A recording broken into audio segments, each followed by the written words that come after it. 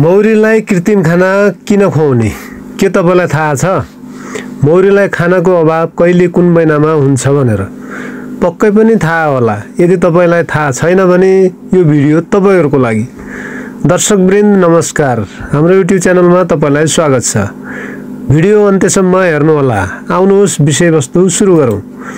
कृत्रिम खाना कुन बेला दिने भन्ने विषयमा जानकारी भयो भने मौरीको हेरचाह निकै उपयोगी हुन्छ। मौरीलाई कृत्रिम खाना किन आवश्यक पर्छ भन्ने कुरा पनि बुझौं। प्राकृतिक रूपमा मौरी फूलको रस र परागबाट खाना बनाउँछ। मह र पराग तर सबै मौसममा फूल पाइँदैनन्। विशेष गरी वर्षायाममा, जाडो वा सुक्खा याममा मौरीलाई खाना अभाव हुन्छ। त्यो बेला मौरी भोकै बस्नुपर्ने अवस्था आउँछ जसले मौरी मर्न सक्दछ। त्यसैले यस्ता कठिन समयमा हामीले कृत्रिम खाना खुवाउनु पर्ने हुन्छ। सबैभन्दा पहिला जानौं मौरीलाई कृत्रिम खाना खुवाउनुका कारणहरू। वर्षात वा जाडो याममा जब बाहिर फूल फुल्दैनन् त्यति बेला कृत्रिम आहार आवश्यक पर्दछ। नयाँ घार बसाल्दा अथवा मौरी विभाजन गरिसकेपछि त्यो विभाजन गरेको घारहरूलाई पनि कृत्रिम खानाको आवश्यकता पर्दछ। कमजोर गोला छ, कमजोर घार छ भने त्यसलाई बलियो बनाउन पनि कृत्रिम खाना खुवाउनु पर्ने अवस्था आउँछ। कृत्रिम खानाहरू के हुन्छन् त भन्ने कुरा पनि बुझौं। कृत्रिम खानामा पहिलो हो चिनी पानी अथवा त्यसलाई हामीले चास्नी पनि भन्ने गर्दछौं। दोस्रो हो डढेलो पानी भनिन्छ। तेस्रो पराग विकल्प। चौथोमा रेडिमेड कमर्सियल फिड। अब यसलाई कसरी खुवाउने भन्ने कुरा पनि जानौं। मौरीलाई चिनी पानी कसरी खुवाउने त? चिनी पानी यो सबैभन्दा सजिलो र सामान्य तरिका हो। 1 भाग चिनी र 1 भाग पानी उमाल्ने, अथवा मौसम अनुसार यसलाई 2 भाग चिनी र 1 भाग पानी पनि बनाउन सकिन्छ। त्यसलाई उमालिसकेपछि राम्रोसँग चिस्सिन दिने। चिस्सिसकेपछि मात्र फिडर वा बोतलमा हाल्ने र मौरीलाई खानाको लागि सजिलो होस् भनेर काठको छेस्काहरू फिडरभित्र राखिदिने। यदि फिडर छैन भने वैकल्पिक रूपमा बोतलमा पाल पारेर घारको भित्री ढकनीभित्र उल्टो पारेर राखेर खुवाउन पनि सकिन्छ। फिडर बक्स मौरीको घारभित्र फ्रेमको नजिक सटाएर राख्नु पर्दछ। यो कार्य साँझपख गर्नुहोला, अथवा चिनी चास्नी खुवाउने कार्य साँझपख गर्नु पर्दछ। त्यति बेला मौरी सक्रिय नभएको अवस्था हुनु पर्दछ। दोस्रोमा डढेलो चिनी पानी, जसलाई इन्भर्टेड सुगर स्प्रे भनिन्छ। लामो समय टिक्ने, मौरीलाई सजिलै पच्ने, चिनीमा 2-3 थोपा कागतीको रस र साइट्रिक एसिड रस अथवा साइट्रिक एसिड भनिन्छ हालेर पकाइन्छ। मजाले राम्रोसँग पकाइसकेपछि त्यो मह जस्तो गाढा हुन्छ। यसलाई फिडर वा बोतलमा राखेर चिनी चास्नी जस्तै गरेर खुवाउन सकिन्छ। यसले मौरीलाई विभिन्न रोगबाट बचाउने सम्भावना हुन्छ अथवा रोग लाग्नबाट कम हुन्छ। तेस्रो पराग अथवा पोलन। जुन पोलन सुक्खा समयमा पराग नभएको बेलामा यो कृत्रिम पराग बनाइन्छ। जस्तो चना, भटमास, मकै आदि भुटेर बनाएको पिठो, हामीले चाहिँ सर्वोत्तम पिठो अथवा चाहिँ सातु भन्छौं। त्यस्तै पिठो अथवा सोयाबिन, रेडिमेड सोयाबिनको पिठोलाई दूधको पाउडर, खनिज, भिटामिन आदि मिसाएर हामीले बी कम्प्लेक्सहरूको क्याप्सुलहरू मिसाएर हामीले बनाउन सकिन्छ। यसलाई पराग नपाइने बेलामा प्रोटिनको आपूर्ति गर्नको निम्ति मौरीलाई खुवाउन सकिन्छ। यसलाई अझै विस्तृतमा घरमै बनाउने तरिका। सोयाबिनको पिठो अथवा चना, जुन भटमास हामीले भुटेको पिठो छ, त्यसलाई 50% राख्ने, दूधको पाउडरलाई 25% राख्ने र चिनीलाई 25% राख्ने।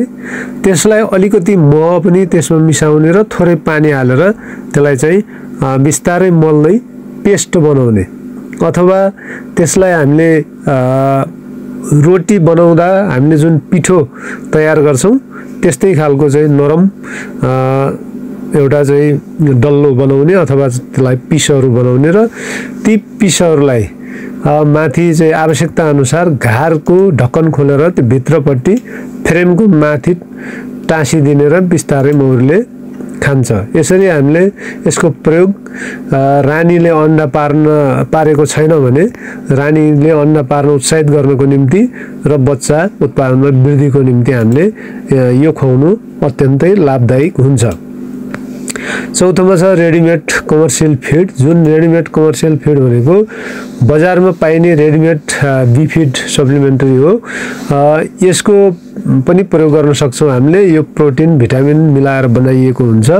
बजारमा यसलाई चाहिँ बिफ प्रोडक्टहरू अथवा चाहिँ मौरीका सामग्रीहरू विभिन्न चाहिँ वस्तुहरू पाइने जुन पसल हुन्छन् अथवा चाहिँ मार्केट हुन्छन्, ठुल्ठुला चाहिँ किसानहरूले हरूमा हाम्रो विभिन्न नामले कृत्रिम चाहिँ कुटहरू अथवा कृत्रिम फिडहरू पाइन्छ।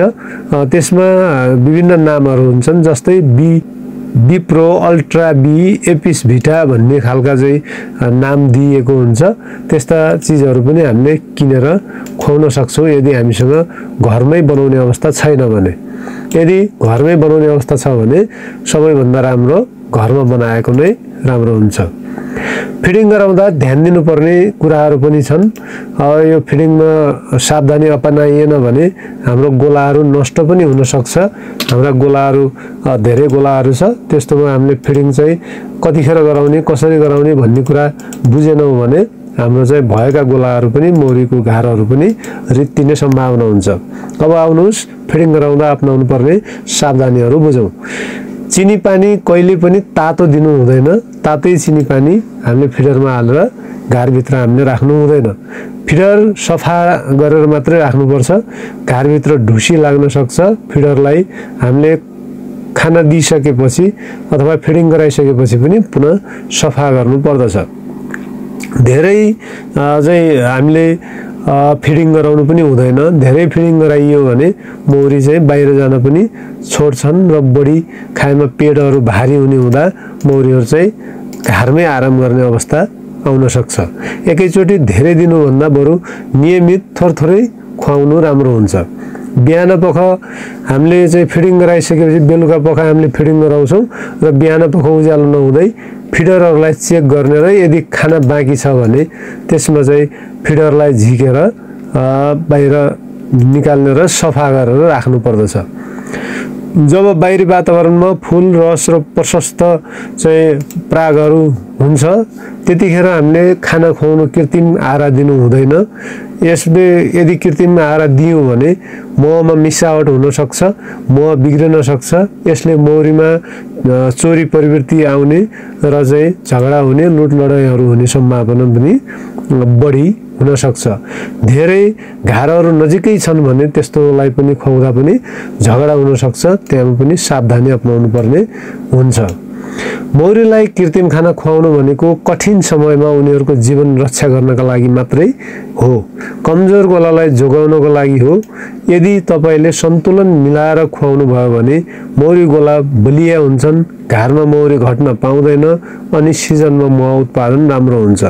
अनि तपाईको हाम्रो सबैको आम्दानी के हुन्छ? मौरी पालक किसानहरूको आम्दानी पनि बढ्छ। यदि यो जानकारी उपयोगी लाग्यो भने भिडियो लाइक, शेयर र हाम्रो च्यानललाई सब्स्क्राइब गर्न नबिर्सनुहोला। अर्को यस्तै कृषि सम्बन्धी जानकारीमूलक भिडियोमा भेट हुने नै छ। तबसम्मका लागि बिदा दिनुहोस्। जय मौरी, जय कृषि।